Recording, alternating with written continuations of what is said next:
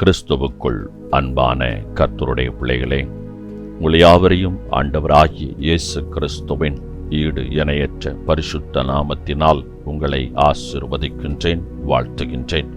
கர்த்தர் தாமே இந்த நாளிலே நீங்கள் எதிர்பார்க்கிற நன்மைகளை அற்புதமாக அதிசயமாக உங்கள் வாழ்வில் நடப்பித்து இம்மையில் நீங்கள் சுகித்திருக்கவும் மறுமையில் நிலை வாழ்வை பெற்றுக்கொள்ள அனுக்கிரகம் செய்வாராக.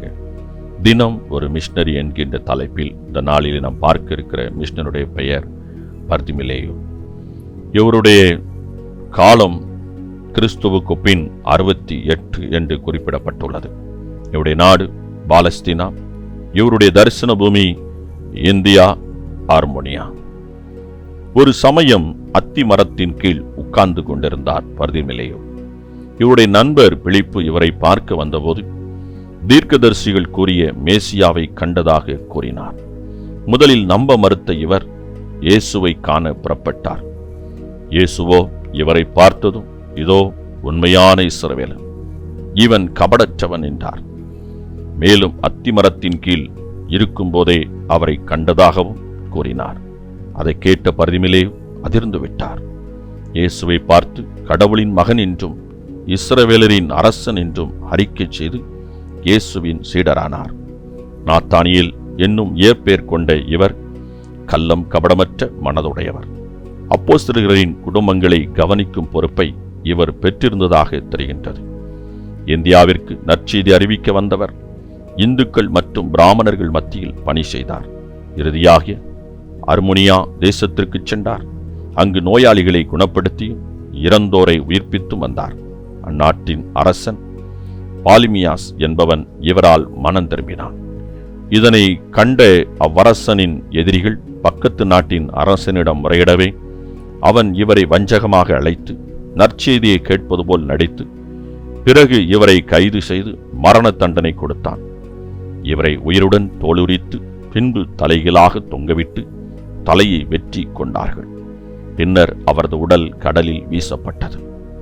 அரச பரம்பரையில் பிறந்து ஆண்டவர் இயேசுவின் அடியவராகி ஆயுள் முழுவதையும் ஆத்தும ஆதாய பணியில் ஈடுபடுத்தி ஆயிரக்கணக்கானோரை ரட்சிப்புக்குள் வழிநடத்திய இவர் நாம் அனைவருக்கும் ஒரு முன்மாதிரியே.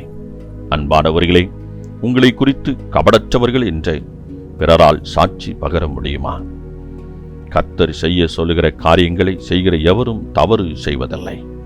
அன்பானவர்களே, நம்மை குறித்து உலகம் என்ன சொல்லுகின்றது? இங்கே பர்திமிலேயு குறித்து ஒரு கபடற்ற மனிதன் என்று சொல்லப்பட்டிருக்கிறது. ஆம், கபடற்ற மனிதன் என்று சொன்னால் குழந்தை உள்ளம் என்று நாம் வைத்துக் கொள்ளலாம். குழந்தை உள்ளம் யாருக்கும் தீமை செய்யாது.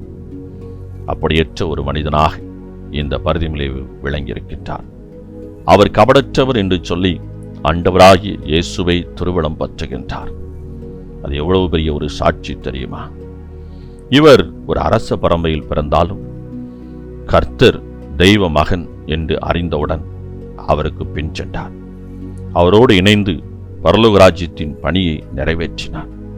இந்தியாவிலும் வந்து கர்த்தருடைய ஊழியத்தை அவர் மிக சிறப்பாக செய்திருக்கின்றார். இறுதியாக ஆர்மோனியா என்ற தேசத்திற்கு சென்று அங்கு ஊழியத்தை செய்யும் பொழுது ஒரு நாட்டின் அரசனே மனம் திரும்பி இயேசுவை ஏற்றுக்கொண்டான். ஆகவே இதை அறிந்து கொண்டே அவனுடைய எதிரிகள் கிறிஸ்துவை இந்த அரசன் ஏற்றுக்கொண்டபடியினால் இனி நாம் இவரை எதிர்த்து ஒன்றும் செய்ய முடியாது என்று நினைத்து அதற்கு பதிலாக இந்த பர்திமிலேயை கொன்றுவிட வேண்டும், இல்லையென்றால் இவர் இன்னும் மற்ற அரசர்களையும் கிறிஸ்துவண்டை வழிநடத்தி விடுவார் என்று சொல்லி இந்த பர்திமிலேயை கொலை செய்ய திட்டமிட்டு வஞ்சகத்தோடு அவரை அழைத்து அவரை வஞ்சித்து அவரை சிறைபிடித்து அவரை தோலுரித்து அவரை கொலை செய்து கடலில் வீசிவிட்டார்கள். அன்பானவர்களே, இந்த பர்திமிலேயு எவ்வளவு பெரிய தியாகமாக கர்த்தருடைய ஊழியத்தை இறுதி வரை அவர் செய்திருக்கின்றார். இன்று இப்படி ஒரு சூழ்நிலை நமக்கு இல்லாவிட்டாலும் இயேசுவின் அன்பு இந்த உலகிற்கு வேண்டும்.